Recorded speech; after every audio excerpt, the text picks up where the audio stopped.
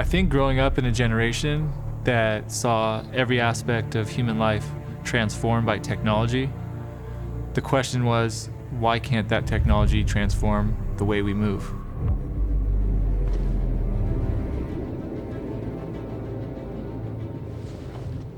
When I first got to the NBA, the idea of recovery was just starting to be implemented into training. There was this idea that an athlete could improve his or her performance by enhancing the way they recovered. The quicker your body recovers, or the faster you can recover, the more you can train, the harder you can train, the more you can get out of your body, and that idea was always very intriguing to me.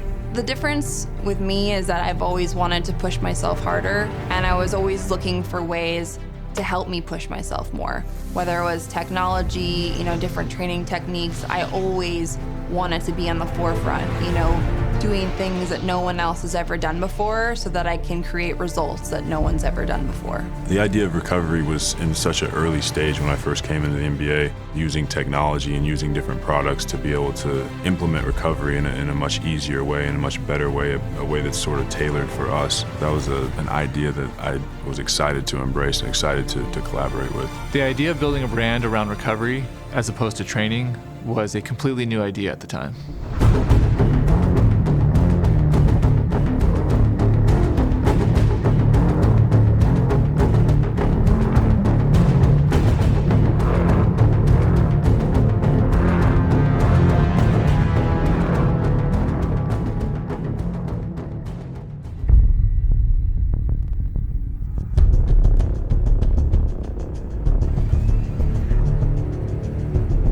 I think we've seen an explosion of technology into the sports and movement industry.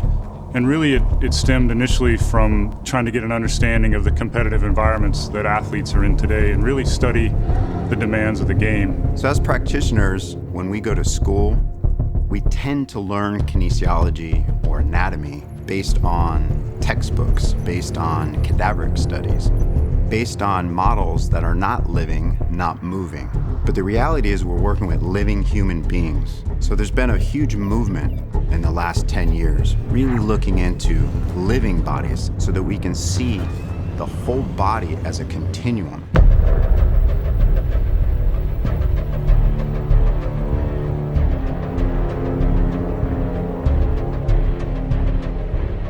We started out developing wearable ice compression devices, and then we quickly pivoted into dynamic soft tissue devices that would help not only the recovery process, but the warm-up process as well. With the Viper, we were able to gain a whole new understanding of how these devices interface with the body's soft tissue and fluid. In a living human being, there's a high percentage of fluid. The key is to keep fluids moving through the body.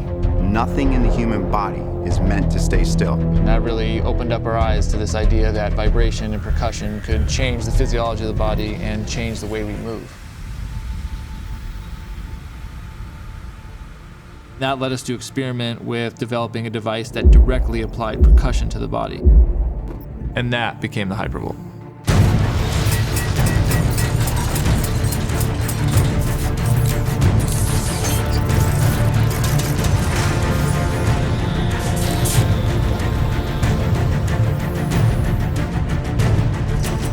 When we apply percussion to the body, we actually change the space between the layers of tissue.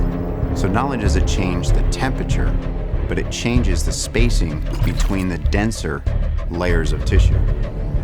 When our tissue is healthy and the muscle is surrounded by optimum viscoelasticity, we get better muscle conductivity, more smooth, efficient movement patterns.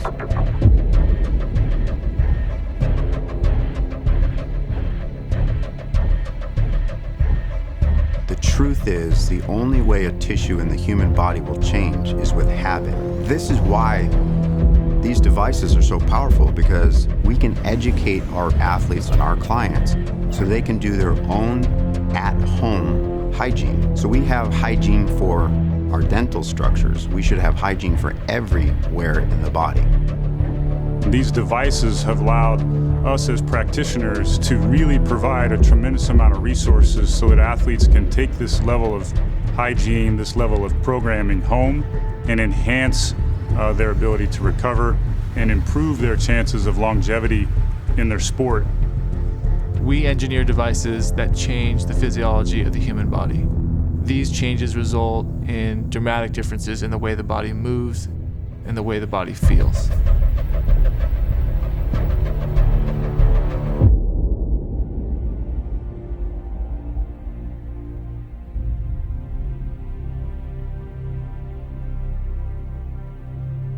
I think with all this technology, the knowledge of the average athlete has now gone up to the point now where we know exactly what buttons to push and we know what recovery techniques to use that are going to make us feel at our best. So now all these things that we are able to implement into our recovery are now a part of our craft.